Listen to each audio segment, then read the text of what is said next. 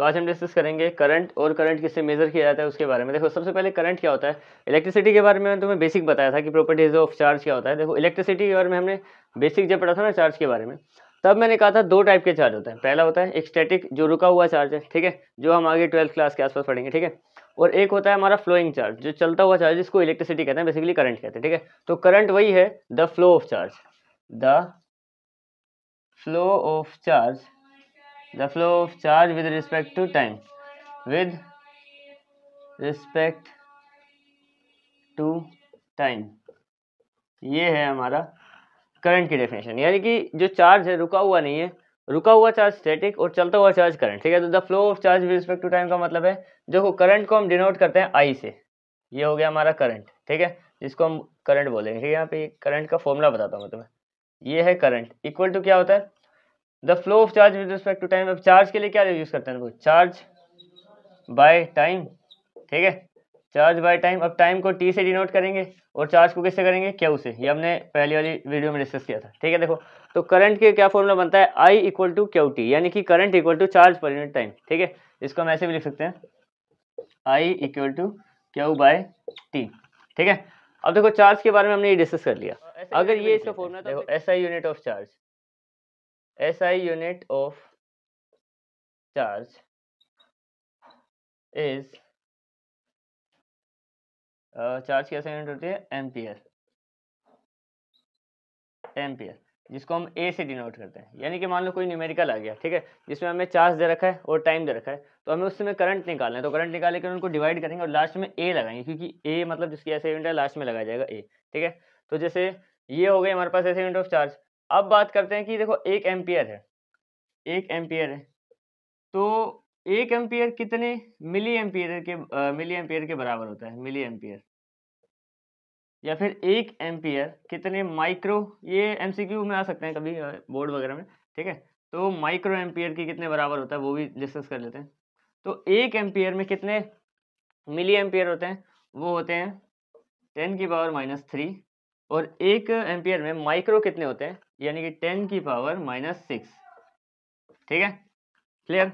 एक एम्पियर में इतने माइक्रो एम्पियर होते हैं और इतने मिली एम्पियर होते हैं, ठीक है। अब देखते हैं कि हम इसको मेजर कैसे करते हैं, मेजर कैसे करते हैं, या फिर charge current is measured bye,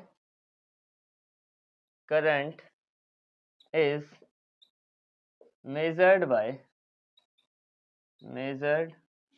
bye ammeter. अब एमीटर क्या होता है, एमीटर बेसिकली एक ऐसा डिवाइस है जो इसी लाइन में बता रखा है मैंने कि वो यूज़ किया जाता है करंट को डिटेक्ट करने के लिए, और जो मेज़र करता है कि करंट कितना है उसको बताने के इस डिवाइस को कहते हैं एमीटर। एमीटर अगर मैं तुम्हें बना के दिखाऊं ड्रॉ करके, तो एमीटर कुछ इस तरीके का दिखता है। फिजिक्स लैब में ये मिल जाता है आराम से। एमीटर कुछ इस टाइप का होता है। ये इसमें डिवाइस है, यहाँ पे एक नीडल लगी हुई है, ठीक है, इसमें लिखा होता है कितना चार्ज है, और ये मतलब हाँ हमें क्या करना पड़ता है, चेक करने के लिए देखना है। तो यहाँ पे दो एक तरीके से कंडक्टर टाइप लगे होते हैं, उन पे हमें दोनों वायर्स को रखना है, इस पे लपेट देना है एक और दूसरा, फिर ये चार्ज अपने आप बता देगा। यहाँ पे ए लिखा होता है मीटर में, वोल्ट मीटर में वी लिखा होता है, ठीक है। तो ये चार्ज अपने आप बता देता है कि वो कितना चार्ज है उसमें, कितने से लेके कितने तक, वो ये नीडल हमें बता, जैसे कि वो मतलब बाइक में तो स्पीड बताती है, वैसे ही सेम इसमें हम वायर को लपेटेंगे और दूसरे, जैसे जो हमारा क्या बोलते हैं सर्किट है, सर्किट की एक वायर को इससे लपेट दिया, दूसरी को उससे लपेट दिया, तो ये खुद ही बता देगा कि चार्ज कितना चल रहा है करंटली उस सर्किट में, ठीक है। सर्किट डायग्राम भी देखेंगे अब इसका। तो देखो अब एमीटर की बात करते हैं। एमीटर, ये तो हमने देख लिया कि एमीटर क्या करता है, ये हेल्प करता है करंट को डिटेक्ट करने में। यहाँ पे लिख देते हैं it helps to detect current, it helps to detect current.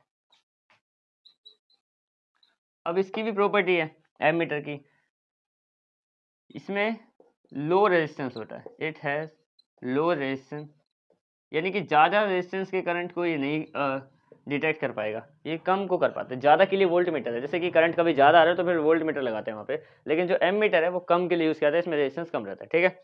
अब देखो दूसरी इसकी प्रॉपर्टी है, इट ऑलवेज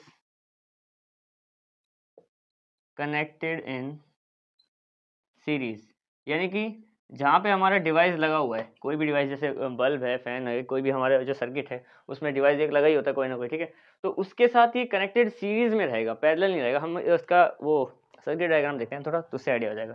देखो सर्किट डायग्राम देखें अगर हम इसका, जैसे फॉर एग्जांपल यहाँ पे हमारी एक बैटरी लगी हुई है, ये ठीक है, ये बैटरी, और यहाँ पे हमारा एक स्विच लगा हुआ है ऑन ऑफ के लिए, ठीक है, इस तरीके से। अब मान लो हमें पता है कि वो करंट पॉजिटिव से नेगेटिव की तरफ ट्रेवल करता है, यहाँ से जाएगा और यहाँ पे आ जाएगा, ठीक है। यहाँ पे कहीं इस जगह पे हमारा एक बल्ब लगा हुआ है, बल्ब को थोड़ा सही बनाते हैं, एक बल्ब लगा हुआ है, ठीक है। तो जो एमीटर है, एमीटर कहाँ लगेगा, वो इस जगह पे लगेगा, पॉजिटिव से नेगेटिव। एमीटर इसके साथ सीरीज में रहेगा, सीरीज का मतलब है जिस लाइन में बल्ब लगा हुआ है ना, उसी लाइन में हमारा एमीटर भी लगा हुआ है, ठीक है यहाँ पे। और वोल्ट मीटर की बात करें वो हमेशा पैरेलल लगता है, ठीक है। एमीटर का एक प्रूफ भी आएगा, वो मैं तुम्हें करके दिखाऊंगा। एमीटर का जो रेजिस्टेंस इन सीरीज और पैरेलल, वो आराम से हम करके देख लेंगे, उसमें वो डिराइव भी करेंगे कि कैसे कैसे उसके फॉर्मूले बनते हैं वहाँ पे, ठीक है। इसमें क्या है कि जो एमीटर है वो जो भी हमारा डिवाइस है उसके साथ सीरीज में है, और वोल्ट मीटर जो होगा वो उसके साथ पैरेलल होगा, मतलब डिवाइस ऊपर है तो वोल्ट मीटर नीचे या ऊपर, साथ में नहीं होगा, ठीक है। तो इसमें हमने डिस्कस किया करंट क्या होता है, एमीटर क्या होता है, और उसकी एसआई यूनिट वगैरह भी डिस्कस की। अब आते हैं हम पोटेंशियल डिफरेंस। देखो करंट के बारे में भी अभी हमने डिस्कस किया है। देखो पोटेंशियल डिफरेंस का क्या है यहाँ पे, कि पोटेंशियल डिफरेंस जो होता है बेसिकली क्या है कि वो वर्क डन है, एक तरीके से वर्क डन है, एक कूलम चार्ज है, जैसे मान लो एक कूलम चार्ज है, ठीक है। तो उस एक कूलम चार्ज को हम एक यूनिट मान लेते हैं, एक यूनिट चार्ज एक पर्टिकुलर यूनिट है, उस चार्ज को एक जगह से दूसरी जगह जाने में जितना वर्क डन होता है उसको पोटेंशियल डिफरेंस कहते हैं, ठीक है। इसकी डेफिनेशन अगर हम देखें तो इसकी डेफिनेशन बनेगी वर्क डन, या फिर इट इज डिफाइंड बाय लिख देते हैं हम यहाँ पे, ठीक है। It is defined by work done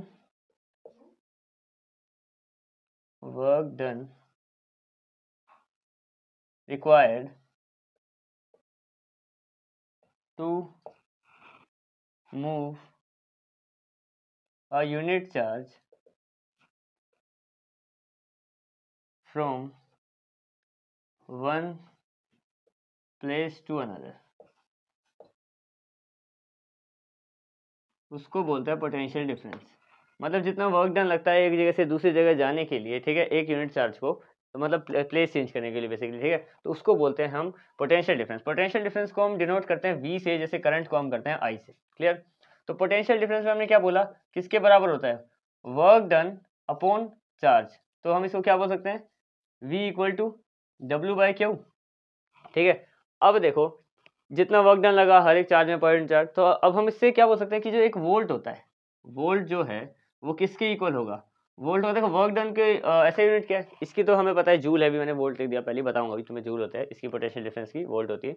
तो वर्क डन का क्या है, वर्क डन की होती है जूल, क्योंकि वर्क और एनर्जी सेम है, और एनर्जी की सेम यूनिट सब में जूल ही है, ठीक है। और क्यू की बात करें चार्ज, तो चार्ज की ऐसा यूनिट क्या है, कूलम, ठीक है। तो वोल्ट क्या होता है, जूल पर कूलम होता है, क्लियर, ये हो गया। अब बात करते हैं इसकी एसआई यूनिट की। तो SI unit of potential difference, तो वो क्या होती है, वो होती है हमारी वोल्ट, वो मैंने वहां पे पहले ही लिख दिया, ठीक है, ये, ठीक है। इसके अलावा एक और बड़ी बात है, जो पोटेंशियल डिफरेंस है उसको मेंटेन कौन करता है, सेल और बैटरी। तो सेल या battery maintains the potential difference. इसको एक्सप्लेन करते हैं कि कैसे उसको मेंटेन करती है, ठीक है। जैसे फॉर एग्जांपल सबसे पहले एक डायग्राम बना ही लेते हैं, ठीक है। जैसे मान लो कि हमारे पास एक वायर है, ये वायर है, इसके अंदर इलेक्ट्रॉन्स है, क्योंकि इलेक्ट्रॉन्स चार्ज के फॉर्म में प्रेजेंट तो होते ही हैं वायर में, ठीक है।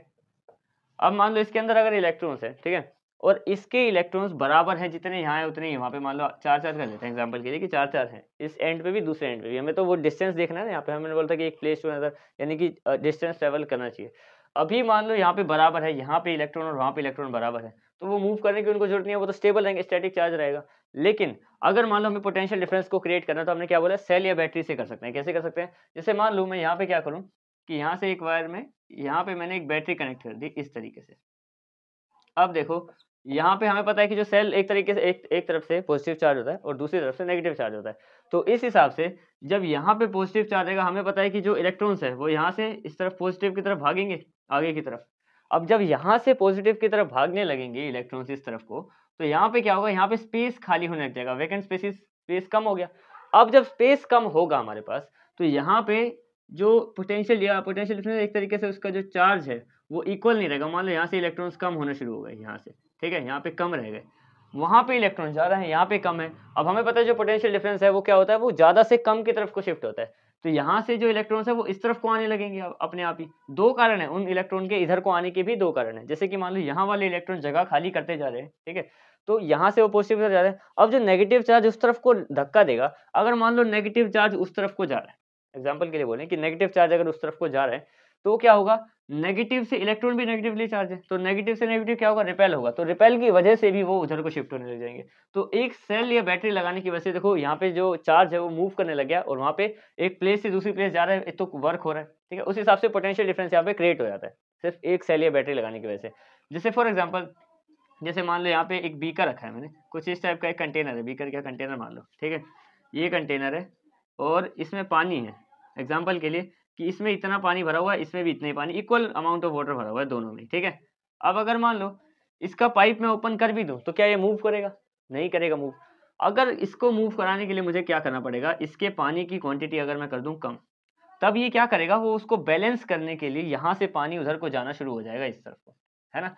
सेम क्या होता है पोटेंशियल डिफरेंस में भी यही होता है कि वो हाईयर पोटेंशियल डिफरेंस से लोअर पोटेंशियल डिफरेंस की तरफ जाता है। जैसे यहाँ पे क्या हुआ था, यहाँ पे इलेक्ट्रॉन कम हुए तो यहाँ पे पोटेंशियल डिफरेंस क्या हुआ था, कम हो गया था, तो यहाँ से उसने इलेक्ट्रॉन भेजे ताकि मेंटेन रहे सिस्टम, ठीक है। तो एक लाइन हम और लिख सकते हैं कि पोटेंशियल डिफरेंस गोज, या फिर पोटेंशियल डिफरेंस, हाँ गोज लिख देते हैं, higher to lower, higher to lower, और बेसिकली मेंटेनेंस के लिए, कि ताकि वो पोटेंशियल डिफरेंस हमारा मेंटेन रहे और इक्वल रहे, ठीक है। तो ये तो हो गया। अब है कि इसको पोटेंशियल डिफरेंस को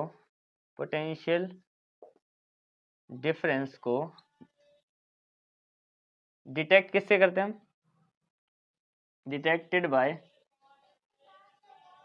वोल्ट मीटर। जैसे वो एम मीटर था ना, इसको वोल्ट मीटर से डिटेक्ट करते हैं। पोटेंशियल डिफरेंस को वोल्ट मीटर से डिटेक्ट करते हैं, और साथ साथ जैसे वोल्ट मीटर सेम मैंने वो बनाया था वहाँ पे, तो कुछ ऐसा ही है वोल्ट मीटर का भी, इस तरीके का वोल्ट मीटर होता है हमारा सेम, बस फर्क सिर्फ इतना, यहाँ पे V लिखा होगा और वो हमारा पोटेंशियल डिफरेंस चेक करेगा V, और यहाँ पे वो दो होंगे जिसे हम वायर को कनेक्ट करेंगे। इसका डायग्राम भी देखेंगे कि किस तरीके से डायग्राम बनेगा, और इस तरीके से हम पोटेंशियल डिफरेंस वाला ये वोल्ट मीटर, इसको भी देख सकते हो तुम, ठीक है। अब देखो वोल्ट मीटर के बारे में हम थोड़ा पढ़ लेते हैं।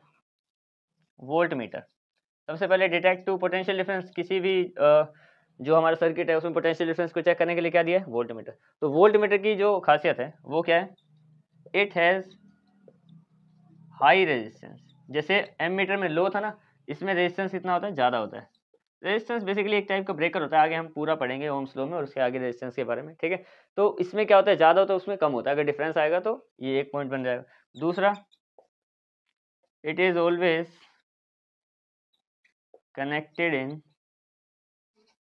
Connected in parallel. ये जो है वो डिवाइस के पैरेलल कनेक्ट होता है हमेशा। अब इसका भी एक हम सर्किट डायग्राम देख लेते हैं। देखो जैसे मान लो फॉर एग्जांपल हमने क्या क्या देखा था, हमने यहाँ पे एक सेल बैटरी थी, ठीक है, और दूसरी साइड इसको एक स्विच लगा रखा था हमने। यहाँ पे हमारे पास मान लो हमारा वो बल्ब था ये। अब जो वो एम मीटर था, एम मीटर का हमने देखा था कि वो यहाँ से इसके सामने ही लगा हुआ था सीरीज में, ये पैरेलल लगता है। पैरेलल का मतलब या तो ये यहाँ पे लगा हुआ होगा वोल्ट मीटर इस तरीके से प्लस माइनस, जैसे वहाँ पे ए लिखा था इसमें V लिखा होता है, या तो मतलब पैरेलल का मतलब है इसके ऊपर या तो नीचे, इस तरीके से वोल्ट मीटर लगा होता है हमेशा, ठीक है। तो देखो इसमें हमने क्या क्या डिस्कस किया, इसमें हमने देखा कि पोटेंशियल डिफरेंस क्या होता है और किस तरफ को ट्रैवल करता है, हायर टू लोअर, और बैटरी सेल कैसे इम्पैक्ट करता है पोटेंशियल डिफरेंस पे, ऐसा unit potential difference volt meter, ठीक है। आज के लिए इतना बहुत है, दैट्स इट।